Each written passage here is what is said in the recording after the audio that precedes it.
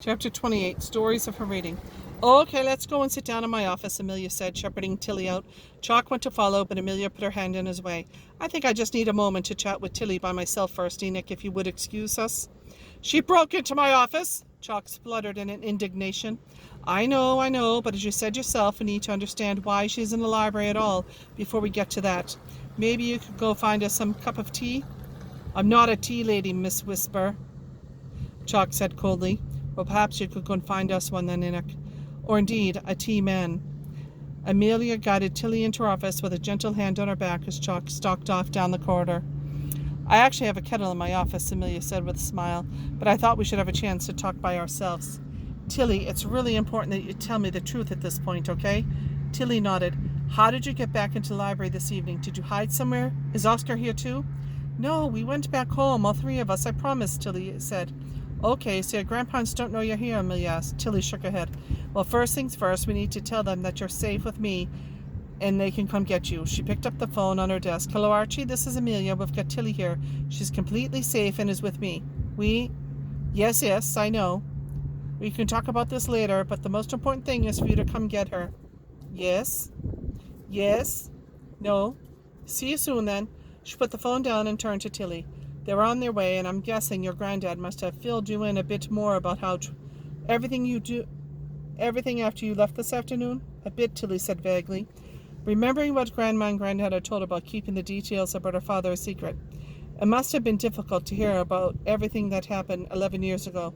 No one thought your grandparents did anything wrong, really, but... What? Tilly interrupted.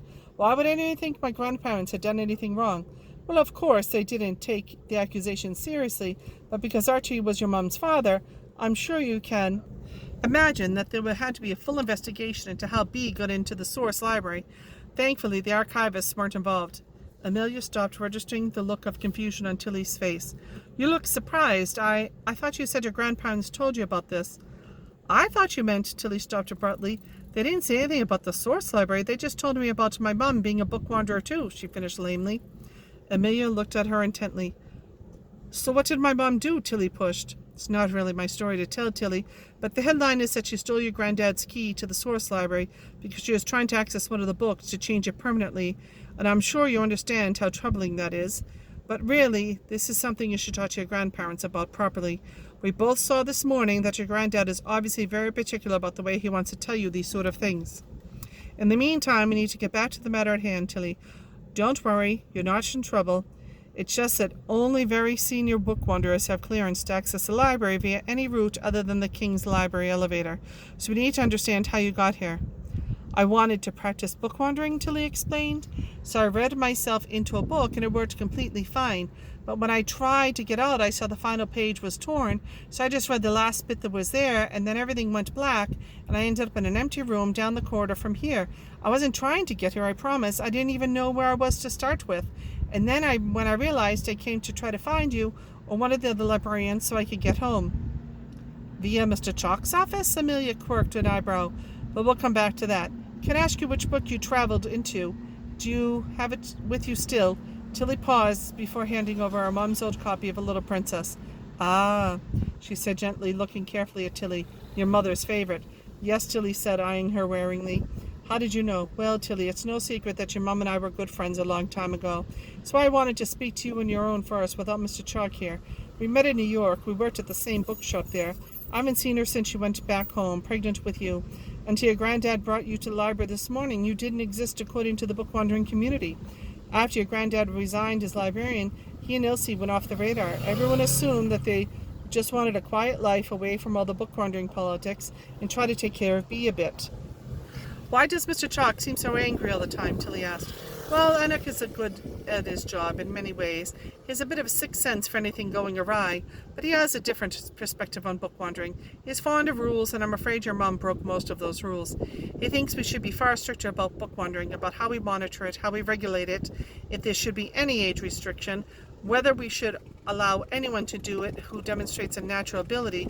He's written seemingly endless reports questioning what books and stories are really for. But stories of her reading, Tilly said. Why do they have to be for something anyway? Can't they just be?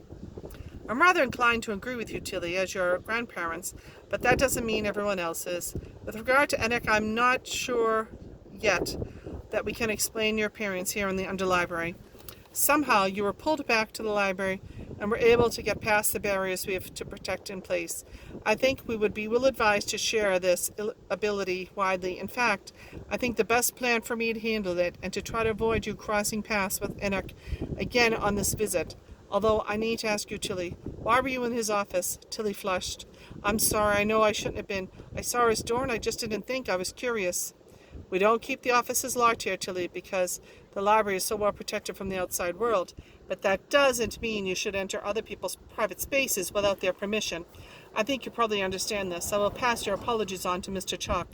Tilly nodded, and at that moment Amelia's phone rang. She listened silently and put the phone back in its cradle.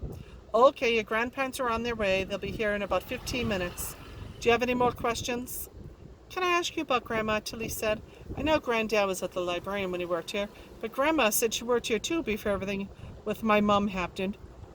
What did she do? Ah, good question. Your grandma was a cartographer. She worked in the map room. Actually, would you like to see quickly while we wait? Tilly nodded. They walked back to the library hall, which was dimly lit.